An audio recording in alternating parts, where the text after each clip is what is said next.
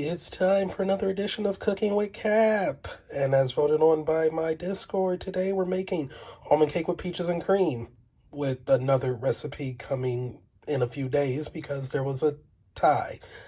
Yay. Anyway, the tender golden cake adapted from Lindsay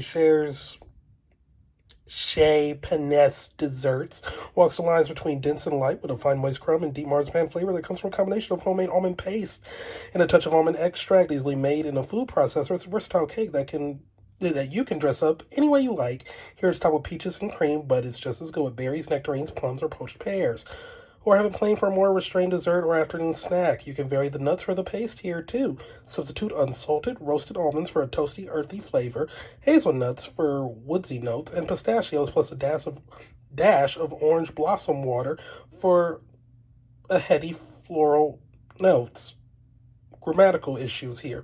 This cake will keep for up to 2 days, well wrapped at room temperature, or 5 days in the fridge. Let's go. And there are the ingredients, both with like American measurements, and I'm going to assume the person who made this recipe was British, because there's a lot of grams and stuff there. All right, let's roll time lapse, because I broke the first rule of following the recipe, and that was not reading the steps before actually doing everything. So I don't know how this will be edited to not include my misinterpretation of the directions. But yeah, I have a bowl here. Into this, I'm doing 1 packed cup of almond flour. Please, I might have packed it a little too hard. There we go. And 1 cup of confectioner's sugar. I'm going to mix until combined. And to this, I'm adding half a teaspoon of almond extract and an egg white, and mixing until a paste is formed. And a paste did indeed form this time around, so woo! Now to add making sure 1 1/4 cup of granulated sugar, and mixing until well combined and crumbly.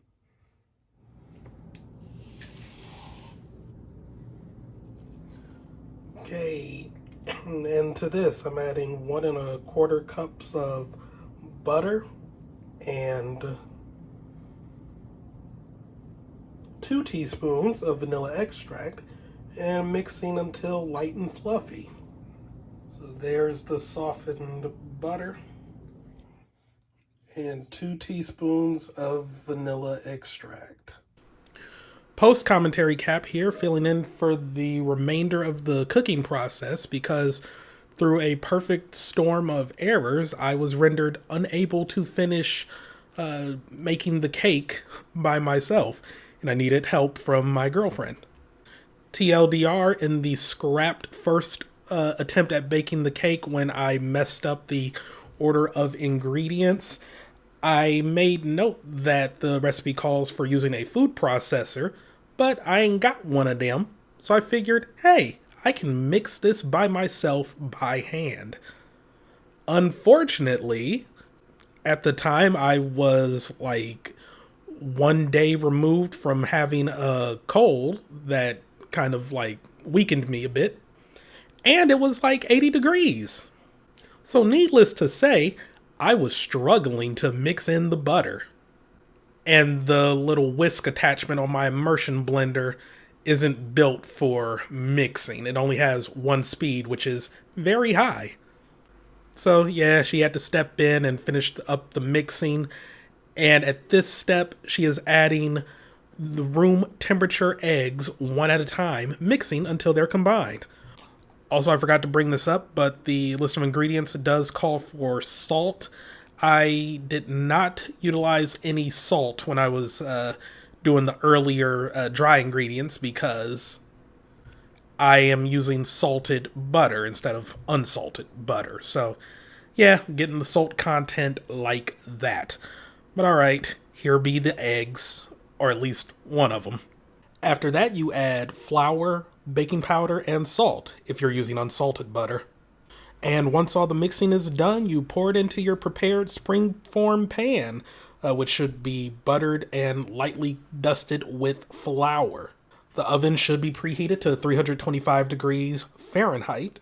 And if you're baking in a 10-inch springform pan, you bake for 60 to 70 minutes. In a 9-inch pan, which I'm using, 70 to 80 minutes, or until it's golden brown and you stick a toothpick in the middle and it comes out clean. Once it's done baking, transfer the pan to a wire rack to let it cool completely before unmolding and serving. The front of the card says you can use any fruit you want. We stuck with peaches, though we did eat a lot of the cake without the peaches and cream. Likewise, so did the people we shared the cake with. And at the time, I forgot to record the taste test. So here's that. It's a few days after I made this because it dawned on me that I didn't actually record the taste test. So, yeah, I dusted a slice with some confectioner sugar, that's what it's called, and topped it with peaches and Cool Whip. I didn't feel like making whipped cream. I'm so sorry. I just used some Cool Whip that I had. But, yeah, like, a lot of the cake is gone already. It is good. Like, it is very good. It almost tastes like it has a hint of lemon in it, even though, like, there is none. But, yeah, the cake on its own, like the almond cake, really good. Not bad. Not bad. I digs it. I digs it. But now to try it with the peaches and Cool Whip cream and confectioner sugar. Okay, I have tried it, and it's kind of meh. I don't know. I always heard like, oh, peaches and cream, like always. I don't know. Like, I mean, I've never had peaches and cream. Maybe this would have been better with like actual whipped cream instead of Cool Whip, but I don't know. I feel nothing when I eat this. Like, it's not disgusting, but it doesn't really add much to it. I mean, the confectioner sugar by itself on the cake, yeah, like, it adds a little sweetness to it, but the peaches and cream just feel unnecessary. Yeah, like, I don't know, just leaving, like, the confectioner sugar by itself, or maybe even using, like, vanilla ice cream with this cake would be ideal. I know my mom tried her slice that I gave her with vanilla ice cream, and she said it was actually pretty good. So, yeah, like the cake by itself, I would give a solid 8 out of 10. With the confectioner sugar, 8.5 out of 10. But with the peaches and cream as well, it's just back down to like an 8, maybe even a 7.5. Like, they genuinely, to me at least, add nothing to the cake. Like, just some unnecessary sweetness. And it kind of clashes in a sense too, because you already got the little almondy taste, but then with the peaches and everything, I don't know. It's not for me. It's not for me with the extra topping there. Yeah, Cool Whip by itself, great. Peaches by themselves, great. This almond cake by itself, great. All of it mixed together, not feeling it, not feeling it.